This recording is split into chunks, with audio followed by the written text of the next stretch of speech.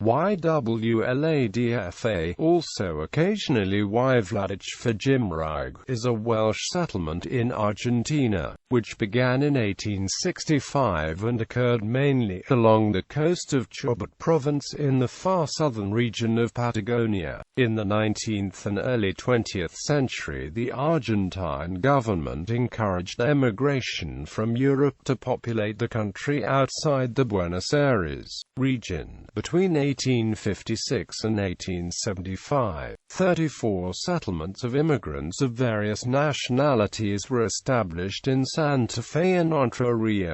In addition to the main colony in Chubut, a smaller colony was set up in Santa Fe by 44 Welsh people who left Chubut, and another group settled at Coronel Suárez in southern Buenos Aires province. In the early 21st century, around 50,000 Patagonians were of Welsh descent. The Welsh Argentine community is centered on game in Trelu and Trevelyan. Chubut estimates the number of Patagonian Welsh speakers to be about 1,500, while other estimates put the number at 5,000. History. First settlers 1865. The idea of a Welsh colony in South America was put forward by Professor Michael D. Jones, a Welsh nationalist nonconformist preacher based in Bala who had called for a new Little Wales beyond Wales. He spent some years in the United States, where he observed that Welsh immigrants assimilated very quickly compared with other peoples and often lost much of the Welsh identity. He proposed setting up a Welsh-speaking colony away from the influence of the English language. He recruited settlers and provided financing. Australia, New Zealand and even Palestine were considered, but Patagonia was chosen for its isolation and the Argentines' offer of 100 square miles of land along the Chubut River in exchange for settling the still unconquered land of Patagonia for Argentina. Towards the end of 1862, Captain Love Jones Parry and Lewis Jones left for Patagonia to decide whether it was a suitable area for Welsh emigrants.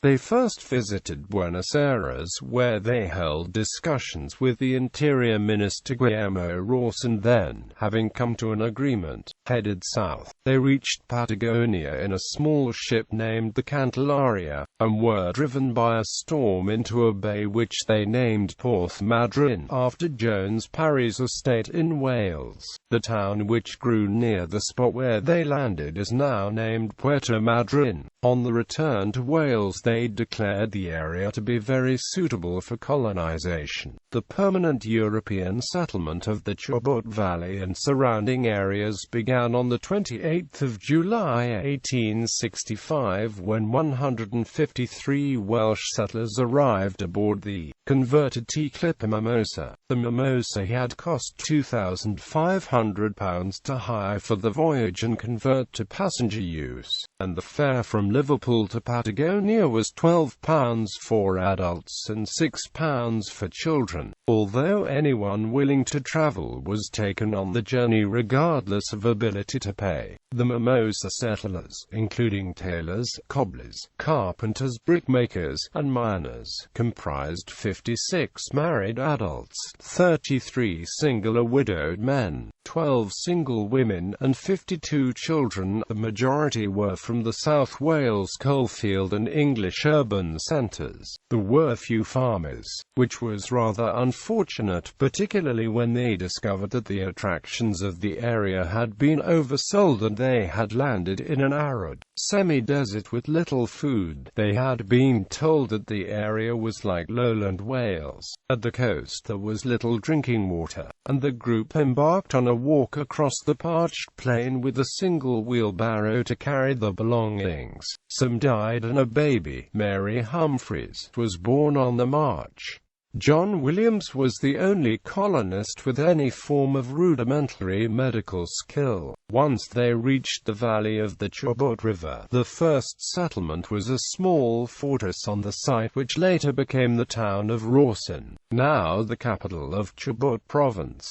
This was referred to as Year Hernam Definfa. The first houses, constructed from earth, were washed away by a flash flood in 1865, and new houses of superior quality were built to replace them. The floods also washed away crops of potatoes and maize. The rainfall in the area was much less than the colonists had been led to expect, leading to crop failures. Consolidation 1866 to 1888. The settlers first made contact with the local Welsh people almost a year after their arrival. After some difficult early years of suspicion and some violence, the Welsh people established cordial relationships with the Welsh and helped the settlement survive the early food shortages. The settlers, led by Aaron Jenkins, soon established Argentina's first irrigation system based on the Chubut River, irrigating an area 3 or 4 miles to each side of the 50-mile-long stretch of river and creating Argentina's most fertile wheatlands. Initially, the settlers were largely self-governing, with all men and women of 18 years of age or over having the right to vote. By 1885, wheat production had reached 6,000 tons, with wheat produced by the colony winning the gold medal at international expositions at Paris and Chicago. The mouth of the river Chubut was difficult to navigate, being shallow and with shifting sand banks, and it was decided that a railway was required to connect the lower Chubut Valley to Puerto Madryn on the Golfo Nuevo on the southern side of the Valdez Peninsula. Louis Jones was the driving force, and in 1884 the Argentine Congress authorized the construction of a railway, the Ferrocarril Central del Chubut, by Louis Jones YCIA. Raising funds for the project locally proved difficult, so Louis Jones went to the United Kingdom to seek funds, where he enlisted the assistance of Asahel P. Bell, an engineer. Work on the railway began in 1886, helped by the arrival of another 465 Welsh settlers on the steamer Vesta. The town which grew at the railhead was named Trelew in honor of Louis Jones. The town grew rapidly and in 1888 became the headquarters of the Compagnie Mercantil del Chubut. In January 1868, the first newspaper of the colony, Y Brood, appeared. Ein Briniad followed in 1878.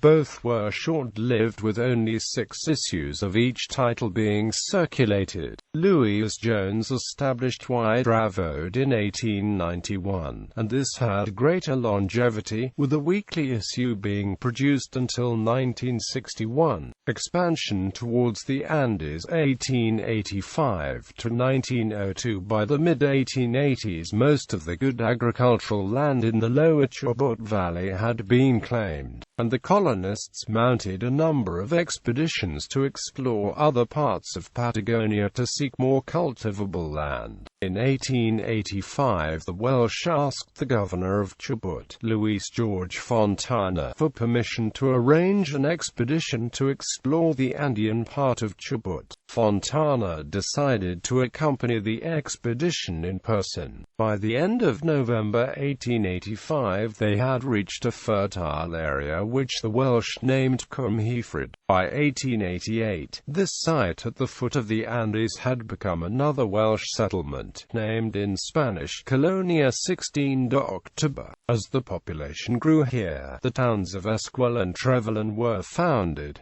This area became the subject of a dispute between Argentina and Chile. Initially, the border was defined by a line connecting the highest peaks in the area, but it later became clear that this line was not the same as the line separating the watersheds, with some of the rivers in the area flowing westwards. Argentina and Chile agreed that the United Kingdom should act as arbitrator, and the views of the Welsh settlers were canvassed. In 1902, despite an offer of a league of land per family from Chile, they voted to remain in Argentina. Serious damage was caused by floods in the 1890s and 1900s, which devastated Rawson and to a lesser extent Gaiman, though Trelew was not affected. There was also disagreement between the settlers and the Argentine government, which introduced conscription and insisted on males of military age drilling on Sundays.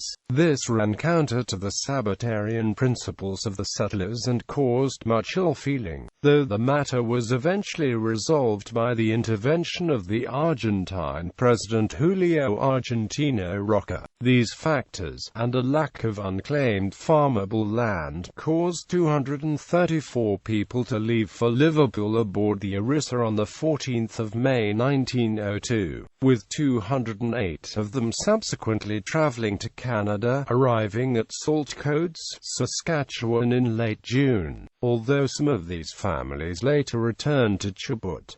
Some other settlers moved to Rio Negro province in Argentina. Many of those who left Chubut were later rivals who had failed to obtain land of their own, and they were replaced by more immigrants from Wales. By the end of the 19th century there were some 4,000 people of Welsh descent living in Chubut. The last substantial migration from Wales took place shortly before World War I, which put a halt to further immigration. Approximately 1,000 Welsh immigrants arrived in Patagonia between 1886 and 1911. On the basis of this and other statistics, Glyn Williams estimated that perhaps no more than 2,300 Welsh people ever migrated directly to Patagonia. Later development. In time the colony proved remarkably successful. Although immigration to the area after 1914 was mainly from Italy and other southern European countries, the Welsh gradually became a minority. As well as the irrigation system, the creation of a cooperative society was crucial. The society traded on the settlers' behalf in Buenos Aires and acted as a bank with 14 branches. The strong chapel-based society was also important, with an emphasis on mutual help and support, social activities and insurance schemes. However, the cooperative society collapsed in the Great Depression of the 1930s, and many lost their savings. The construction of a dam on the Rio Chubut, 120 kilometers west of Trelew, inaugurated on the 19th of April 1963, removed the risk of flooding in the lower Chubut Valley. The Welsh have left the mark on the landscape, with windmills and chapels across the province, including the distinctive wooden corrugated zinc Capel Salem and Trelew Salon San David, an attempt to reproduce St. David's Cathedral, Pembrokeshire. Many settlements along the valley bear Welsh names. Over the years use of the Welsh language declined, and there was comparatively little contact between Wales and Chubut for many years after 1914. Things began to change when a large number of Welsh people visited Patagonia in 1965 for celebrations to mark the 100th anniversary of the colony. Since then there has been a great increase in the number of visitors from Wales. Teachers are sent to assist in keeping the language alive, and there is some social cachet in knowing the language, even among people who are not of Welsh ancestry. There are still important cultural activities, including chapel, poetry and Welsh teas served in tea houses alongside the river in Gaiman and Wladychfa. In 2006, the links between the Chubut Valley and Wales were again underscored, this time in a sporting context. The first of a two-test tour to Argentina by the Wales national rugby union team was played in Puerto Madryn, a 27-25 win for Argentina. Both countries' anthems were sung prior to the match by Welsh Argentine Billy Hughes. Another example of the Argentina-Wales connection is that Welsh Centre in London has been for many years one of the main venues for dancing Argentine tango. Principal settlements in the area are Puerto Madryn, Trevelyan, Rawson, Trelew, Wladychfa and Gaiman. Welsh language names for Argentine places. Map.